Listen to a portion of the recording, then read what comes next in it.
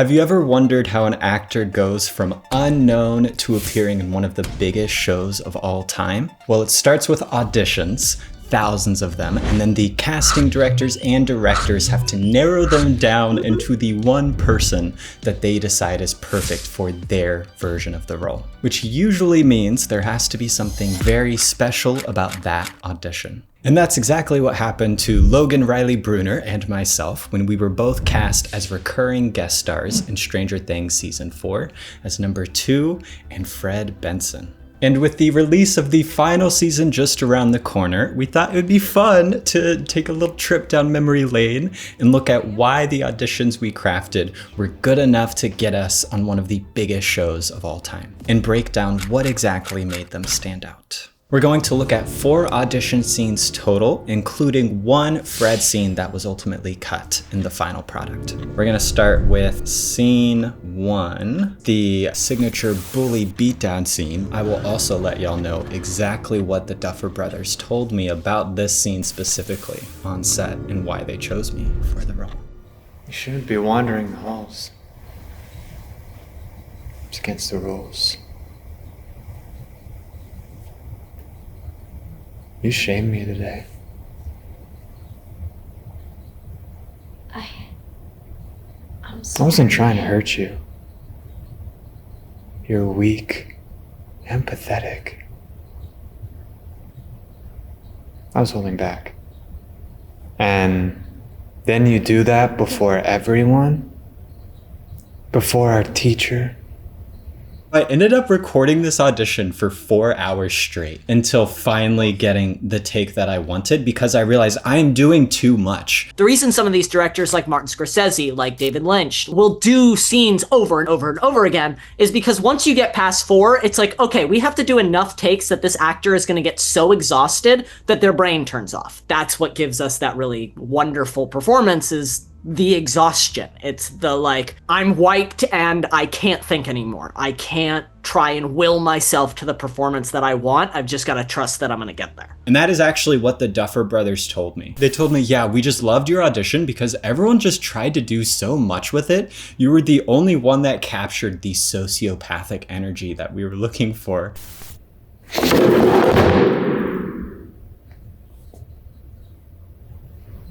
How'd that feel? Did you like that? Strange. Something's wrong with the power.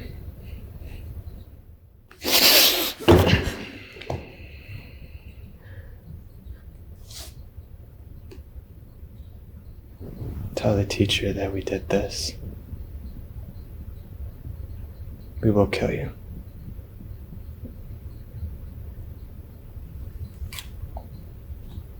Your body and your voice are saying we're safe, but your eyes are saying I'm about to kill you. And that dynamic is what makes the character so interesting. Insanity are 2 different things happening at the same time. It's like, I'm angry, but I'm also incredibly joyful. And by playing those 2 completely opposite things, we as the audience are like, there is something wrong with this character. You cannot be both safe and dangerous at the same time without some level of disconnect from reality. There's also the difference in stillness to all of a sudden the rapid movement. Most of the time, movement dilutes your eyes. And the best thing you can do when your eyes are anchoring the scene is to not let anything distract from it. And I think with this, I'm so still, it allows you to see that depth in my eyes. It allows you to see the danger hidden within that you wouldn't see if I'm like moving all over the place. I'm like looking around. You don't see that as much as you do when I focus it in. Now we're gonna go to my other scene shortly where I actually did a Billy season 2 scene. But first, let's check out Logan's first scene as Fred that is in the show. Have you ever seen these? Have I ever shown these to you? No, I've actually never. This is going to be so fun. Yeah, no, I'm so excited. Tristan, you got nothing. I got 18, dorky, four-eyed kid with a love of journalism can sometimes be off-putting to others. Nice. That's it. So what's the game plan? Game plan? Yeah, like when you and Paul investigated stuff before. Did you split up, or? Okay. First of all, you're not Paul. So you're saying I'm not the reason that you decided to stay here over break? That's what I'm saying, yes. And the game plan is to let me do the talking. Right. Sure. So why am I here again? To take notes. I didn't know it was Nancy. But what I knew was that the only journalist on the show was Nancy and Jonathan. And so I was like, okay, I'm probably talking to Nancy. And I added a layer of, oh, I'm here because I like this girl. I'm here because I have something at stake. I'm not just a sidekick. And I think what that ended up doing was showing off how afraid Fred was to be found out, where what I was playing was being afraid to be embarrassed in front of this girl that I liked. If I had not looked into the show, if I had just been like, okay, season 4, and these characters aren't listed, so who knows who they are, I would have gone in way underprepared and not knowing actually what we were talking about. I agree. We had Jessica Daniels, who's a casting director, recently in the acting lab. One thing she talked about is how important it is for you to actually watch the show that you're auditioning for, because in addition to obviously casting the actor that fits the role, they want to cast the actor that feels like they belong in this universe that they've created. And you effortlessly captured the tone, which is part of why, if you look to what you did versus what you did on set, it's almost the same choice, because what you did already felt like it was ripped out of the show. Shit, somebody doesn't want us investigating. Just get casual. Casual. Right. Right. Hi, officer.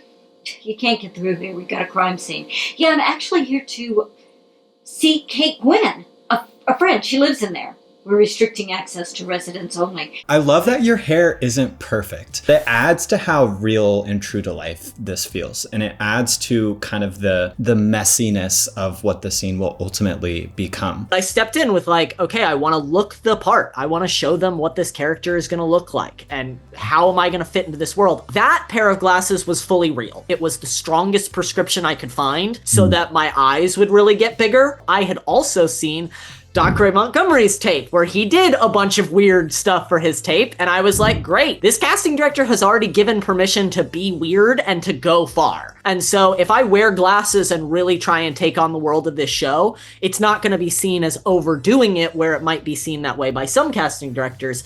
It'll instead be seen as like fitting into the world, which is something I already know I can do for Liz Lewis. I understand. It's just her mom has to work today, and we wanted to check in on her. Oh, we're basically her nanny.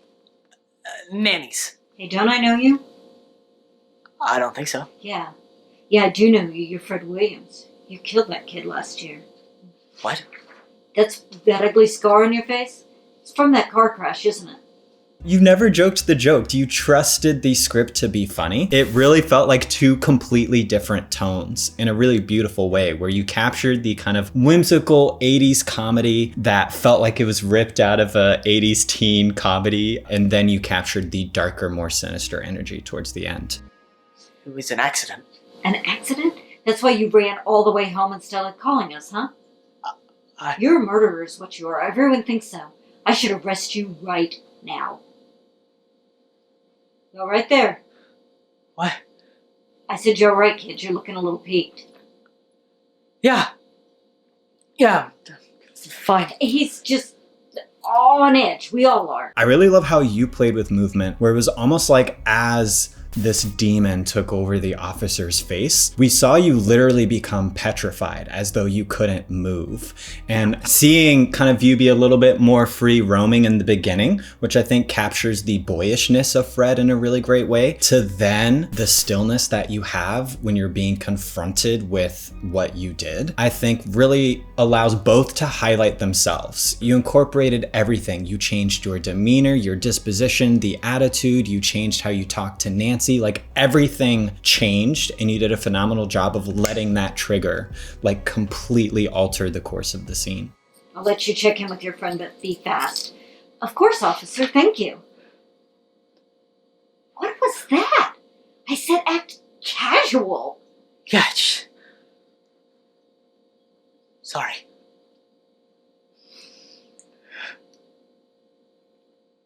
I think it's really cool watching the audition because it's almost identical to how you did it in the show, which I think goes to show you perfectly nailed exactly what they were looking for. As a whole, you only were able to do that by choosing to elevate the script and create that internal relationship that you had with who you were talking to. Sometimes that's all you have to do. Like, you don't have to make these crazy choices. You just have to honor the relationship and trust that the proper choice will come as a byproduct of the relationship. I also think that's a testament for a lot of actors of like how to show up on set. I find so many actors can make that mistake where they show up to set and they like think that they have to do something more or something different. It's like, oh, my performance has to evolve because now I'm on set. It's like, no, they saw what they liked.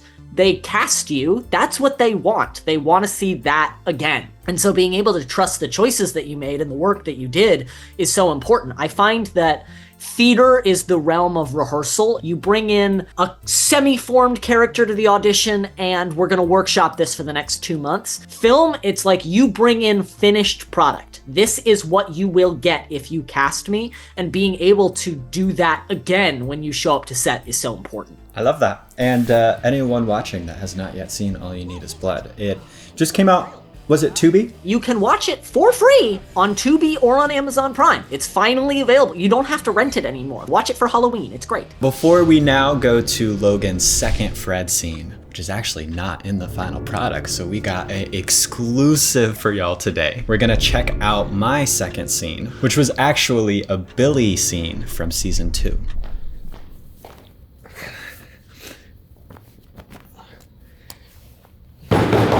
Billy, Yeah, I'm pretty busy in here, Susan. open the door right now.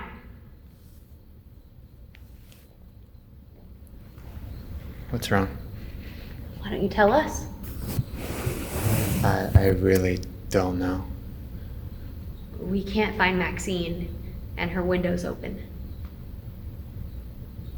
Where is she? I don't know. You don't know. She's probably at the arcade again. I'm sure she's fine. You were supposed to watch her. Yeah, I was. It's just, you're 3 hours late and I have a date. Sorry, okay? So that's why you've been staring at yourself in the mirror like some girl instead of watching your sister. I've been watching her all week, Dad. If she wants to run off, that's her problem. The first scene is me being able to show off this sociopathic energy that 2 ultimately has.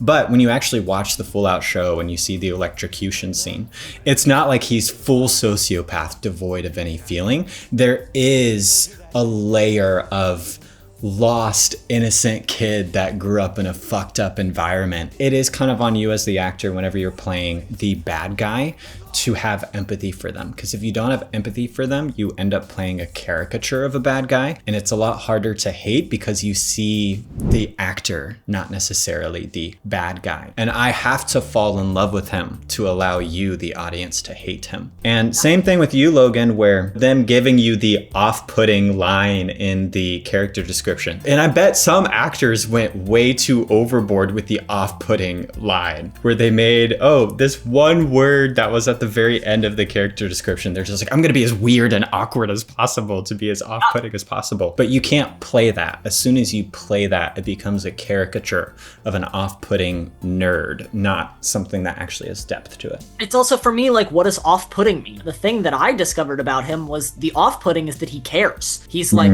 really, really passionate about things to a fault. It's a little weird that you're a 16-year-old who cares this much about your high school paper. I just played with his intensity in that way. Everything that casting gives you is a hint. You could have easily looked at that Billy scene and been like, well, they didn't have a scene for this character, and so they just gave me this random one. It's like, well, why? Why did they give you the Billy scene? What are they trying to see? What do they want to know? She's 12 years old. She's gonna need a full-time babysitter. And she's not my sister. What do we talk about? What did we talk about? Respect and responsibility. How do we capture stage direction? So many people talk about, like, if I'm in a scene and someone shoves me into a wall, or someone hits me, or I hit someone, like, what do? I'm just in this box. You don't need to throw yourself into a wall. It's just about how does it feel if someone is in my face that close to me? And the feeling is I am gonna back up a little bit and tense up and feel their energy that close to me. You want to feel the feeling of what the character's going through, and show casting, when I get to set, this is what it will look like once you choreograph it. That's right. Now, apologize to Susan. I'm sorry, Susan. It's okay, Neil, really. No, it's not okay. Nothing about his behavior is okay. But he's gonna make up for it. He's going to call whatever whore he's seeing tonight and cancel their date. And then he's gonna find his sister, like the good, kind, respectful brother that he is. Isn't that right? Isn't that right? Yes, sir. I'm sorry, I couldn't hear you. Yes, sir. Fine, Max. That is the one cringy part, I think, of the audition. I'm like, Yes, sir. I couldn't hear you. Sir. Just like the exact same volume. But I also think that it, like, takes you to that world of, like, oh, this guy's not that strong. This guy's not that powerful. Even when demanded to be louder, he is still small and still not as strong as he wants to be. I really like that you take it in such a different direction from how Billy is based on what you knew about the first scene. You could have easily played Billy as you know Billy from the show, but in knowing what you know about the first scene and knowing how you intimidate the other character and how you're kind of a bully and kind of scary, you had already recognized that there was a different dynamic at play. And so you didn't approach this Billy character as suave ladies man, you approached him as like intense and disconnected. And so I think that just helped move you into the world of 2 rather than doing a Billy impression. No, I agree. And I think when you kind of, to your point, look at what they were looking, in many ways, Billy's relationship with his dad is the exact same that 2 has with Papa. And I do think I did a great job of showing, to your point, how small Papa makes him. Even though I cringe at how my way of going louder is just slightly louder, it shows, to your point, he's so scared of him, he can't even get above a slight raising of his voice. Before we look into Logan's second scene, which actually never made it to the show, how would you like to actually learn more about the craft and business of acting from both me and Logan? Well, that's exactly what our students in our online acting community, the Acting Lab, get to do. You can learn from Logan and I in classes, through feedback videos, and casting competitions. And during the last quarter of 2025, we're hosting a special season of madness. We're bringing in amazing special guests from casting directors to directors and agents and writers, so our students will have a chance to meet and even perform in front of them. We're hosting one of these special guests each month in Q4, so there's never been a better time to join than now. You can get more details with the link in the pinned comment or description of this video, but if you're on your laptop or TV, scan this QR code right up there. If you want to see us break down your acting like we've been doing for each other right here, come join us in the Acting Lab. We'd love to work with you. Now I'm excited because we're going to see a special Fred scene that has never been seen before. It's like he got confused between the fantasy and reality. And now Curtis is out there, probably insane, with like an axe or some shit, looking for more of our friends to sacrifice. These crazy psychos, they never stop at just one. Never. He's tasted blood, he'll want more. Who told you all this? Jason talked to the cops. It's all real. None of it's a joke. When I first read these audition scenes, I thought that I was gonna be like a foil for Jonathan. He is like, we shouldn't focus on this, we should back off. Fred is dig. And so that's how I approached a lot of the character as I played with him, was just Fred is Nancy, but as a dude. It's so cool that your approach was to be the opposite of Jonathan, considering you literally auditioned for him season 1. So it's this full circle moment of going against the thing that you originally were with the show for. I was gonna say, I think that's why I approached it like that, is just actor Logan was like, okay, the only other part they've ever seen me for on this show is Jonathan. And so I brought a lot of that idea into it. Clearly, there was something that connected. And so, like, how does this character relate? And I do feel like this is the value of leaning into your strengths, because I'm sure in many ways, Jonathan was you at your best, and your best just happened to not be what they wanted in that specific character. You still allowed it to fuel future projects, which ultimately obviously would lead to this one actually being the one. Auditions are all about laying foundations. They're not about the role you're actually auditioning for. So I would rather be completely wrong for a role in a way that perfectly shows my actual strengths and my best skill set than give a watered down version of my best to better fit the character I'm auditioning for. Yeah, I mean, there's also just the sense of, like, it might not have been your acting that didn't get you the part. With Jonathan, I looked like a 12-year-old. I looked like I was the same age as Finn and Gaten and all of them. You can't cast me as Jonathan if I look the same age as Will. It doesn't work.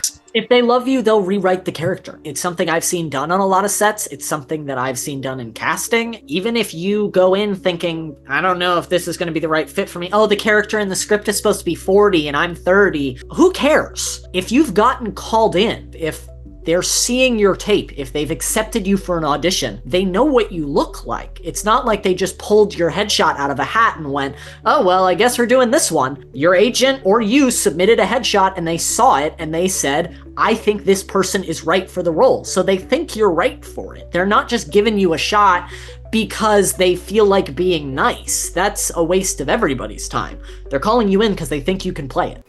We gotta toss this. New headline, start over. Margot is dead and you care about a headline? No. That's just the front page. The rest of our issue will fully dive into the Hawkins curse. I'm talking real investigative journalism. Look into everything bad that's ever happened in this town. I mean, seriously, how many people gotta die unnaturally before someone really looks into this shit? Maybe it's all connected. Maybe Curtis and his cult set them all on fire.